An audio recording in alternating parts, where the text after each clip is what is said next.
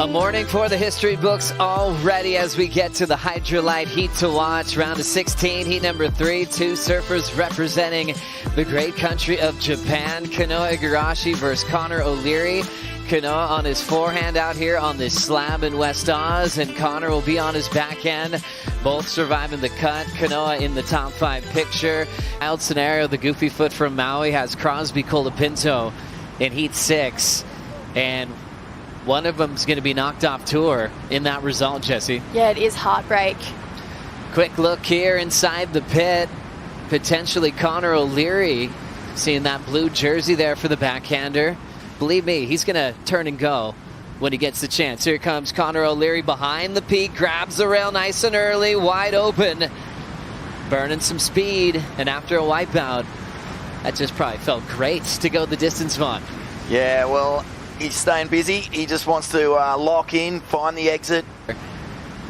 As we check out a replay from the front-on view of Connor putting his head down, yeah, Jesse. You can see he take off behind that main peak, but just couldn't get far enough behind it as I think he was hoping. Came through, really tried to slow down here. You see how hard his arm was in the wall, but yeah, I don't believe got the coverage he was really looking for on this, but I do think it was a great confidence builder considering the wipeout. As you can see here, takes off behind that main peak, tucks in, gets a bit of cover time through here. Now he really starts to slow down. You see he put his entire body in the wave, his whole arm up to his elbow, trying to break and get behind that section. So got himself a little bit of coverage, but long time ago, we had a couple of great surf trips and mag trips here. As this bottom drops out, Connor O'Leary grabs the rail. Great positioning, coming out with a spit. All those slabs you guys were referencing, obviously in the background for Connor O'Leary, as he's been waiting for a shot to show it off here at this slab. From CT Heat to the box are Owen Wright and Italo Fiera. So, you know, I don't think the Goofs are feeling any pressure out here, really, if they've grown up on slabs like Connor has. Look at this. He just parks it off the bottom. Good coverage. Big old dragon breath right in the back of the head. And this one's just beautifully done.